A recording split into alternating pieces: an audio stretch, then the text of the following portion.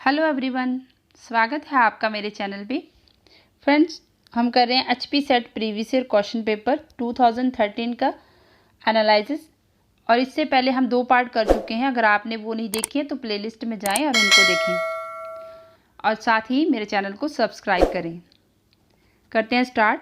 Match the following statement with their authors and thinkers and choose the correct answer from the codes given below. इनमें से जो author दिए हैं, ये नीचे ऑथर दिए हैं, इनकी जो स्टेटमेंट्स हैं उनको मैच करना है। Social structure is a model behind reality. जो सामाजिक संरचना है वो अपने उस वास्तविकता के पीछे का मॉडल है। सामाजिक संरचना जो वास्तविकता होती है उसके पीछे का मॉडल है। और social structure is a reality itself. सामाजिक वास्तविक संरचना अपने आप में ही वास्तविकता है। और सोशल सिस्टम ये बात की थी टैलकट पार्सन ने। ठीक है, यहाँ से हमें पता चल जाता है कि 3 जो है वो किससे मैच होता है, 3, 4 से। यहाँ आ गया 3, 4 से मैच हो रहा है। और function is the contribution in which a partial activity makes to the total activity. जो हमारे छोटे छोटे कार्य होते हैं, फंक्शंस होते हैं, हम उसको उन कार्यों को करके एक टोटल एक्टिविटी को बनाने में योगदान देते हैं। ये कहना था रेडक्लिफ ब्राउन का। ठीक है, तो आंसर है first A, social structure model behind reality. ये लेवी स्ट्रास का है। और सोशल स्ट्रक्चर जो अपने आप में ही रियलिटी है, अपने आप में रियलिटी है, ये कहना है SF नॉडेल का। ठीक।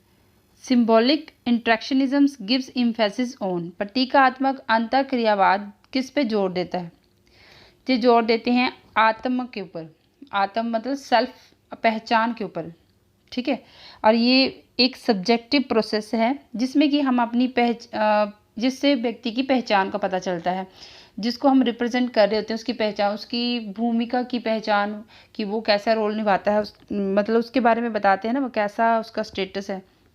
जैसे सपोज एक क्लास के 2 सेक्शन हैं। ठीक है, एक सेक्शन के बच्चे ठीक है, नॉर्मल है, दूसरे सेक्शन के बहुत ज़्यादा शरारती हैं, तो हम उनको सिंबल दे रहे हैं कि वो शरारती हैं। ये सिंबल जो है वो इंट्रैक्शनिज्म है।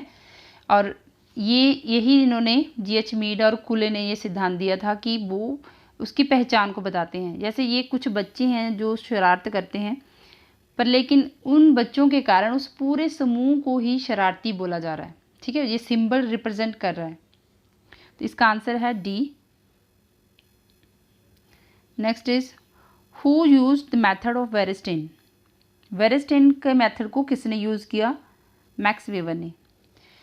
ये हम इसी जो पता नहीं सेकंड पार्ट में हमने इसको पढ़ा है, उसमें वेरेस्टेन के बारे में मैंने बताया है। इंटरप्रेटेटिव होता है, इसका मतलब होता है समझना।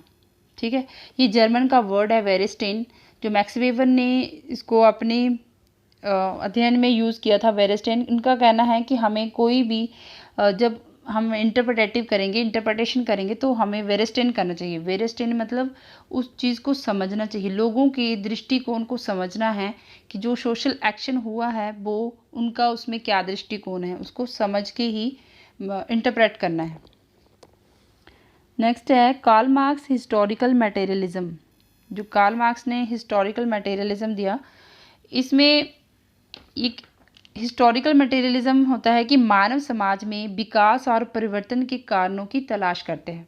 जो हिस्टोरिकल मटेरियलिज्म है वो समाज के विकास और परिवर्तन के जो कारण होते हैं उसको तलाशते हैं, और जिसके कारण मनुष्य फिर सामूहिक रूप से पूरे समूह में जब भी कोई प्रोडक्शन करेंगे तो एक अकेला व्यक्ति नहीं करेगा ना, सामूहिक पूरे समूह के रूप में प्रोडक्शन करने जो उनको आवश्यकता होती है उसकी प्रोडक्शन करते हैं। और मार्क्सवादियों का तर्क था कि ये इतिहास का जब अध्ययन करते हैं तो एक वैज्ञानिक दृष्टिकोण प्रदान करता है, materialism. Next is which of the following pairs is not correctly matched. जब भी हम इस टाइप के क्वेश्चन करें तो हम इसको अपने माइंड में रख लें। नोट को रिप्रेजेंट करना है। GH Mead symbolic interactionism. अभी हमने ये पीछे क्वेश्चन किया, उसमें भी GH सिंबॉलिक इंट्रैक्शनिज्म था। मैंने बताया उसमें GH मीड का जो सिद्धांत है। ठीक है, ये तो ठीक है। और Herbert Blumer symbolic interactionism, Herbert Blumer ने साइकोलॉजी में इसको यूज़ किया था। इमाइल दुर्खम फंक्शनलिस्ट थे। मैक्स वेबर सोशल फैक्ट, ये रोंग है और जो रोंग है वही हमारा आंसर है। ठीक है, हमने नहीं को बताना था ना, और ये वाले फर्स्ट सेकंड और थर्ड ये सही हैं और डी जो रोंग है वही हमारा आंसर है। मैक्स वेबर ने सोशल एक्शन दिया था और सोशल फैक्ट दिया था दुर्खिम ने, इसलिए ये रोंग है। According to Karl Marx, which one of the following is not a dimensions alienation? Alienations from production, alienation from labors, alienation from nature, alienation of from self। जो अलगाव है max के अनुसार, मतलब अलगाव के जो डायमेंशंस हैं वो बताने हमने। अलाइनेशंस फ्रॉम मतलब उनका उत्पादन से अलगाव हो जाता था, अलगाव उनको श्रम से होता था, नेचर से नहीं होता था। ठीक है, जो नॉट है वो बताना है, तो आंसर है C. Next, who has talked about decompositions of labour? Decomposition of labour ये कंसेप्ट डॉरेंडॉर्फ ने दिया था। इन्होंने अपनी एक थीसिस लिखा था, class and class conflict in industrial society, 1959 में ये लिखा। उसमें उन्होंने बताया कि जो मजदूर वर्ग है उसके अंदर भी वर्ग पाए जाते हैं।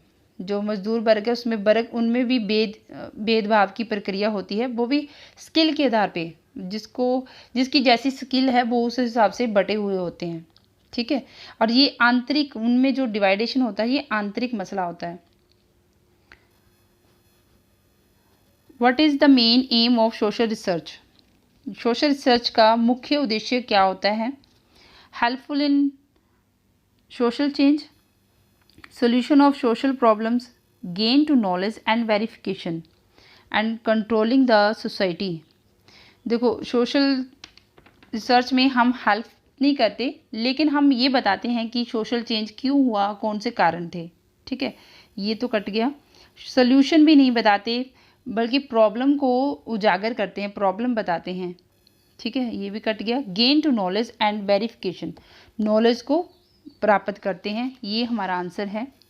ठीक है, सोशल रिसर्च से हम नॉलेज को गेन करते हैं और उसकी वेरिफिकेशन करते हैं। उसको बार बार जब जांचा जाता है वो वही उसका आंसर आता है, तो वो प्रेडिक्ट करने के भी काबिल होता है। तो इसका आंसर है C. Next, which is not the characteristics of scientific method? कौन सी कैरेक्टरिस्टिक्स साइंटिफिक मेथड नहीं है? नोट पे क्लिक करना है। जनरल वेरिफिएबिलिटी होता है, ऑब्जेक्टिविटी भी होता है, जनरलिटी भी होता है, और अलर्टनेस नहीं होता। Answer is D.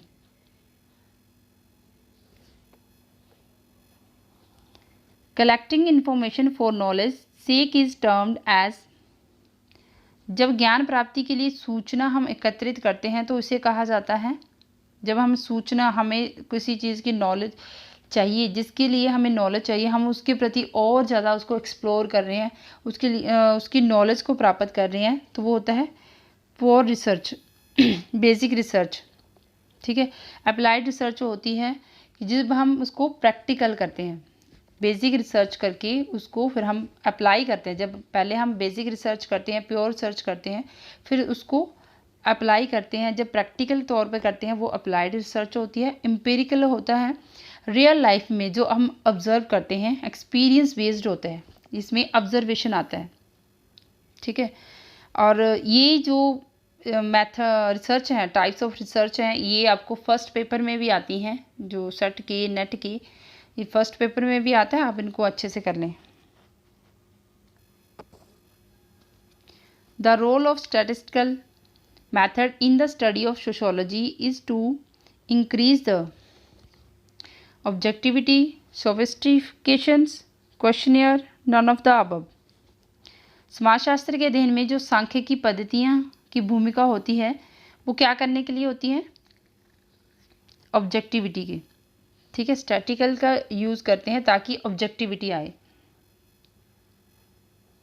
Who said social research is a systematic method of exploring, analysing and conceptualising social life. ये किसने कहा है कि सामाजिक अनुसंधान एक व्यवस्थित विधि है, यहाँ पे मिसिंग है विधि है, यहाँ खोज, विश्लेषण तथा सामाजिक जीवन से जुड़ी अवधारणा तक पहुंचा जाता है। एक सोशल सर्च एक सिस्टमेटिक मेथड है जिसको हम एक्सप्लोर करते हैं और एनालाइज भी करते हैं कंसेप्चुअल को, जो सोशल लाइफ से जुड़े होते हैं। ये कहना है पीवी यंग का। ठीक है, सो फ्रेंड्स, आप मेरे चैनल को सब्सक्राइब, लाइक और शेयर ज़रूर करें एंड थैंक यू।